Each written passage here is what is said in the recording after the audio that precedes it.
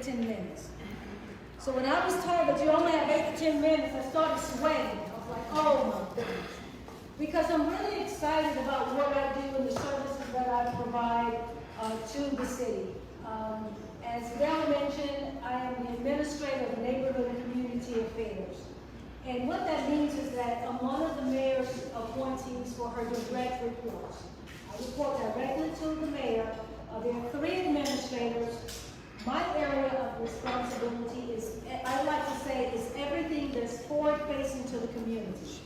So when you think about parks and recreation, code enforcement, business tax, equal business opportunities, arts and cultural affairs, although that's a different, but we build that in, workforce development.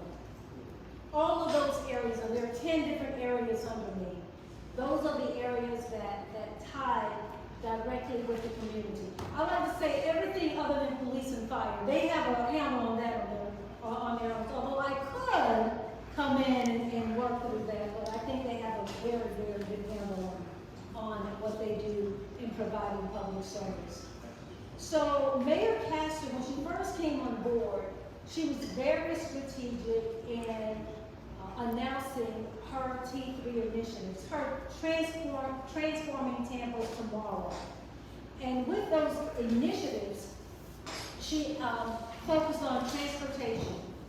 She focused on affordable housing, having 10,000 housing units, most of which would be affordable by the year 2027. She focused on workforce development. And another area that she focused on was resiliency and sustainability. I like to say that within my area, within Neighborhood and Community Affairs, we touch all of those areas because all of those areas directly impact the community. So when you think about the neighborhoods or affordable housing, we know the housing crisis that we're facing right now.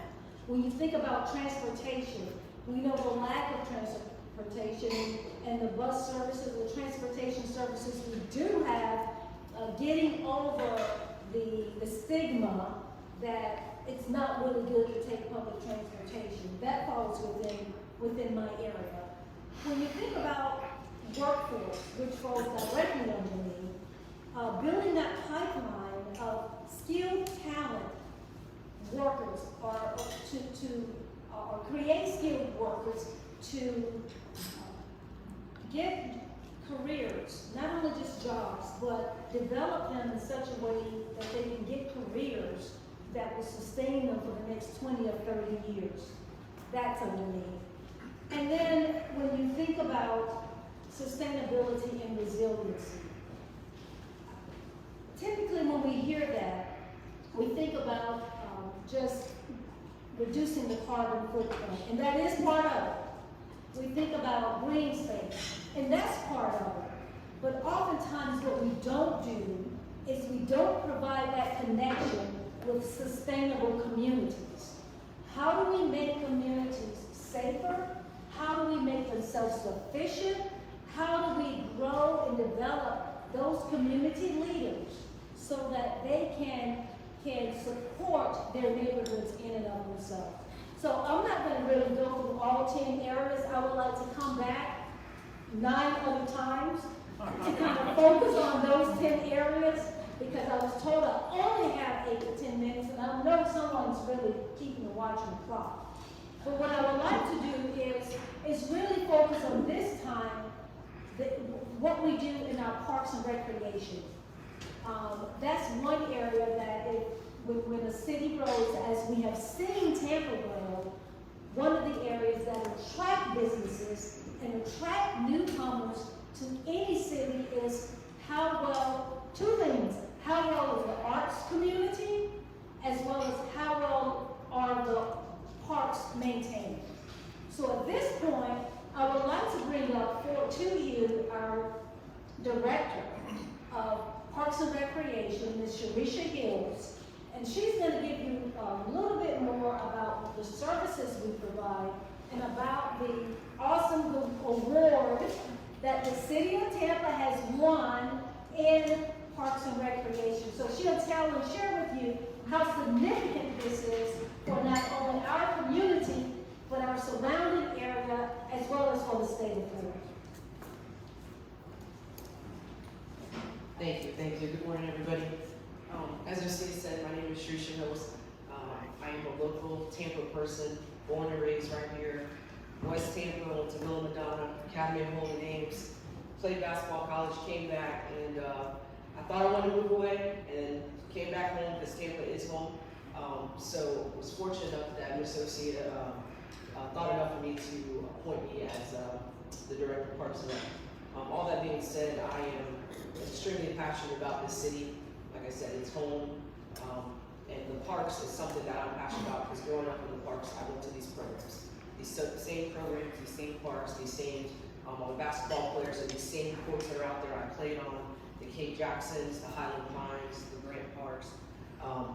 And she's right, the Parks and Rec is the heart of the community.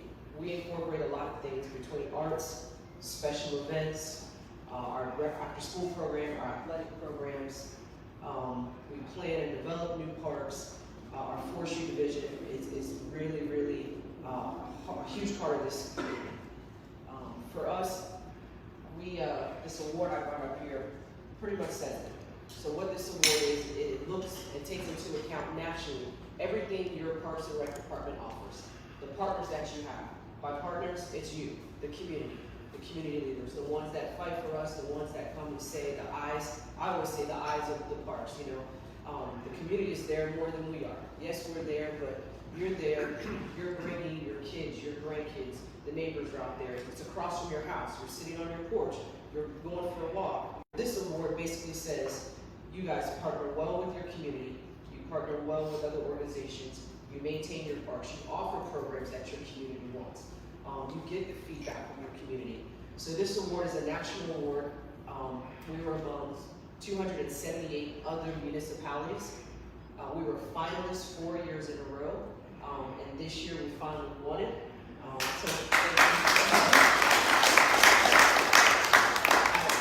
told Miss Ocea, I went up to Nashville, I said, 3 years in a row, I said, I gotta go up here, because we don't win this year. They gotta tell me in person, what's going on? How come we can't win this one? But basically, it just takes into account what our staff does, how our staff programs for the community, how we partner with the community, and that relationship we have. So that is extremely important. We are civil servants, we are here to serve you, we are here to listen, we're here to work with you and see what we can do to improve, where we can make those improvements and how, and then see how we can help. So this award honestly will help us get those extra grants, those fundings. It puts us on the map to say, this is the city that is growing, this is the city that listens to their community, that partners with the community, that partners with those key organizations and companies to make sure that their community has the Parks and Rec department that they want to see. And I can keep talking because I can't. And I can keep going on and on, but I'll stop right there. I'll take up all your 8 minutes. Well, no, so let me just stay here, because one of the things that I wanted to mention too, but I failed to, is that in addition to all my other responsibilities, one of the responsibilities is that I've been appointed as the city's diversity, equity, and inclusion officer. And I wanted to really stress that because it's not only looking at the diversity internally within the city, and we do that, making sure that we have those services for everyone in the community, whether you have you come from a different background, or whether you have unique abilities or disabilities, whatever it is, that falls under my area and my responsibility. But it's not only just internally, it's externally too. So we make sure that we do that within our parks services. And Sharisha, do you mind just talking a little bit about how do we do that? What do we do in terms of inclusive parks? What do we do about ensuring that we have services for our seniors and all of that? We can connect the dots on that, please. So as far as our parks and our programs, I'll start with our parks. So we make sure that a lot of our parks, and most of them are getting there where they're ADA accessible. We are also in New Tampa building an all-inclusive park, so people with all abilities are able to enjoy and play, right? The Mary, you live motto, live, work, and play. So we want to make sure everyone's able to play and enjoy the parks that they're in. We've done a lot of modifications to other parks. McFarland Park earlier this year, our disability park there, we added a nice over 1,000 square feet addition with some additional equipment so that people with abilities or with disabilities and those that are able-bodied are able to play on the same exact play piece. So it's not like you've got to go over here. If you're able-bodied and disabled, you're over here. Everyone plays together. As far as our programs, just offering programs for all ages, ensuring that every community has the same opportunity to enjoy that same program. So if we're offering lacrosse over here, we're going to offer lacrosse over here. We've started cricket. Cricket's on one side of town. Cricket's going to be on the other side of town. For our seniors, ensuring they have a place that they can come and enjoy. They have their own space, their own time, their dedicated space that they can come and enjoy the programs that we have to offer. Our arts program, we start our arts program from the young, we go all the way to our seniors. So ensuring that everything we offer is for every person that's out there, every age, every community, every part of town is able to enjoy what we have to offer. And then one final thing, and whenever you do things well, you're always, or if you're competitive like we are, you're always looking for areas or ways that you can improve. So we have recognized that even though we offer exceptional park services, we do have areas that we consider as recreational deserts or park deserts. And we are working and with some of our partners, and I'll let Sharisha talk about that a little bit, but with the YMCA, with the Boys and Girls Club, with the Children's Board, to try to address what those deserts are. Do you mind just hitting upon that a little bit? Absolutely. So we really strive in Parks and Recreation to have a park or a rec center or an area that is really within close proximity, walking distance of someone's home or their residence where they live. If we don't, like Ocea said, we try and partner with our local Boys and Girls Club, YMCAs, who may have a facility. So can we offer some programs there? Can we work with them to get those programs in that community? We're currently going through our master plan, which will be ready next year, 2022, to find those park deserts. Some things we do know, some things we can say, okay, down south of Gandy, we don't have many parks. That's an area we need to get parks there. New Tampa, don't have a lot. How can we get some more programs and parks in that community as well? So going through our master plan, it will definitely identify those areas, those programs, those parks, those facilities, and where we can really engage with that community more and where we should be more active in that area. So I see Dell is standing up, so I think we're close to. Well, before you quit, yes. Show the Yes, demo so, thing yes. on the screen.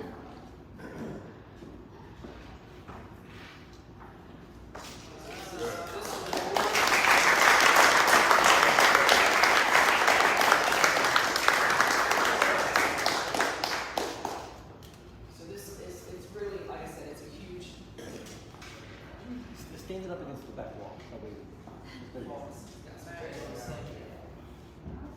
Nice job. There you go. Like I said, this award is huge for us because it really does put us on the map of the country.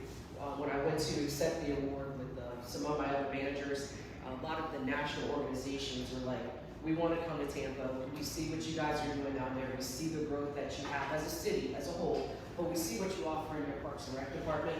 And they want to come down, and they have other partners who want to come and help us. So with this award, it's really going to help our department get those other funds, those other resources that we need to enhance our programs that we've heard from you, the community. Hey, we would like to have, or it would be nice for us to see this. So this award definitely will help us do that. But for us, it's a huge check. We can't go anymore. They told us we have to wait 5 years. So we got 5 years to do it again. So we need y'all's input so we can get it in the next 5 years. And because our city's growing, it's also by your population. We were in a category 2, which was up to 400,000. So now that our city's growing, we're over 400,000. We now be competed against the Chicagos, the New Yorks, the LAs, and like Ms. Ocea said, we are very competitive. So I don't care how big they are. We got 5 years to work on it, so we need your input, and we're gonna make it happen. Thank you. Thank you so much.